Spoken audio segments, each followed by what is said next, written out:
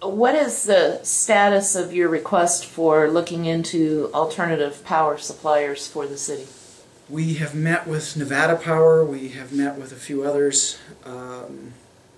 We continue to meet. I don't believe that there's been any meetings in the last couple of weeks. I will be asking Mr. Baker to put together a report once again to see where we're at. I believe that Nevada Power came back and said they wouldn't be interested in serving us. So we continue to look for different sources. There's been some gas companies that are interested. There's a whole new dynamic out there. And one of the concerns that I think we need to take a look at and make sure, and I've met with Overton Power and met with the representatives of Overton Power over the last couple of weeks to share my concerns. And hopefully that dialogue is helping. We need to have a more progressive power company here in Mesquite. Okay. We need to be taking advantage of some of the things that are out there. Mm-hmm. There's obviously solar power is an issue. There are some federal mandates, there are some rules and regulations. Certain companies, like I believe it's Valley Electric, is that correct? Right. Have a huge advantage over Overton Power when it comes to that type of service, mm-hmm. where you would build solar screens and send that power down the line to people in California or whoever needs it.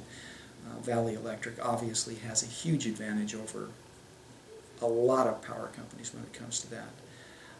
I know that in talking to them, they're still interested. They would like to take a look at that a little more deeper, and we'll see what happens. I would hope that we can work out things with Overton Power. They have a number of things that they need to deal with, and we as voters need to make sure that we're watching that very closely. Okay. You just mentioned the gas company, and you know, in a lot of the conversations that I've had over the last years, but more recently, one of the major gaps in Mesquite's infrastructure is the lack of natural gas, and that is becoming more and more apparent mm-hmm. as a detriment to businesses coming into Mesquite. Mm-hmm. I don't think you're working on anything specifically, but what are your thoughts about closing that gap in our infrastructure and making some significant effort to bring natural gas, at least for businesses, into Mesquite? Well, the natural gas power plant is working through its studies. They're hoping not to go through major EIS studies at this point. And that's the Toquap? That's the Toquap gas okay. Power plant. They're looking to generate power, sell it down the line. That will bring gas a lot closer mm-hmm. to where we need it. The city itself has looked at gas for many, many years. Yes. And the sticking point has always been who's going to pay for it to come in. If and when this power plant goes online, and I would hope that it goes online because that means more jobs. It's a great fit for the city. We'll be able to have some economic development, plus get those gas lines a lot closer. Now we're looking at an option that we can bring those gas lines into the technical center so that we can have gas available for companies there. Mm-hmm. Certainly that would help us with economic development.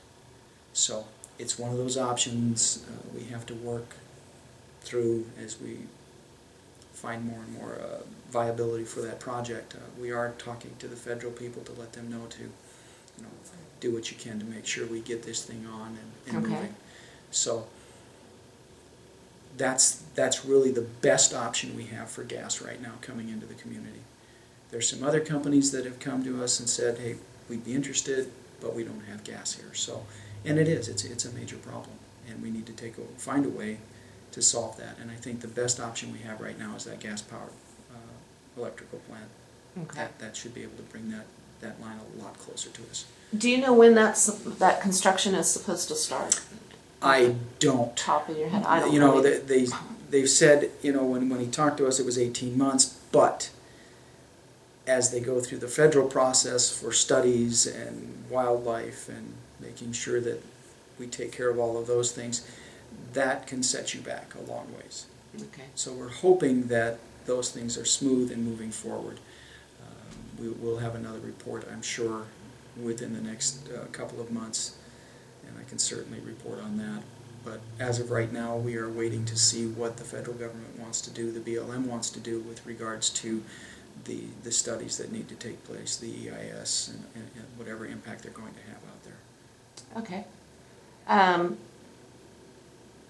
Are you satisfied with the noise ordinance that was recently passed by the City Yes. Council? Yes, I am. Okay. We worked with all the parties involved over many months. I know that there is a certain segment that is not happy at all. I don't think anybody's really happy with the noise ordinance. I was going to ask you which segment is that's... One is really not happy, the rest are just not happy with it.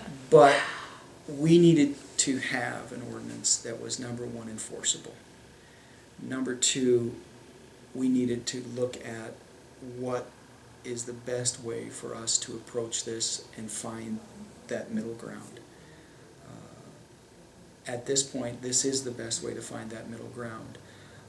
I know that there was some concern about whether or not this was, you know, safe, whether or not the noise levels were going to be safe for the people.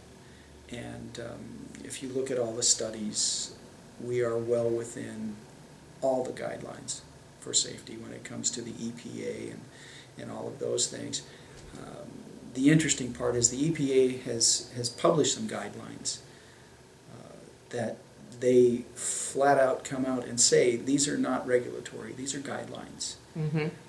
They say safety for noise is 70 decibels measured at the ear. And you can hear that all day long, every day, for the rest of your life, and you will never have any damage to your hearing, according to the EPA. 70 decibels at the ear.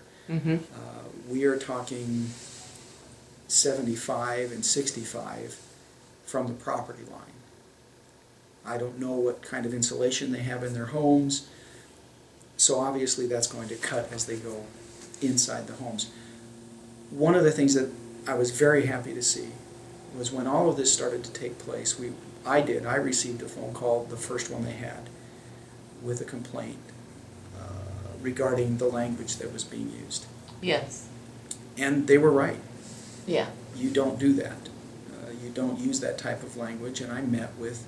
And just so everybody understands, it was the language, as I understand it, the DJ was using on the loudspeaker, right, was vulgar. And the public address system, there was vulgar language being used, yeah. A lot of sexual connotations brought out, and absolutely, I received probably 15 phone calls okay. on that issue alone.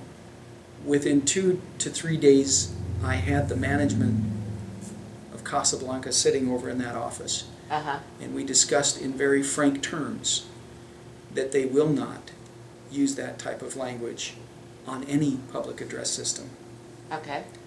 And to their credit, it has never happened again. As far as I know, I've never heard another complaint about vulgar language coming across. Okay. Okay. And if it does, by all means, cite them. Yeah. Please cite them. They're wrong. You don't do that. Some of the arguments were, well, it's nothing different than what you hear on HBO. Well, there's a big difference in that. HBO, number one, a person pays for.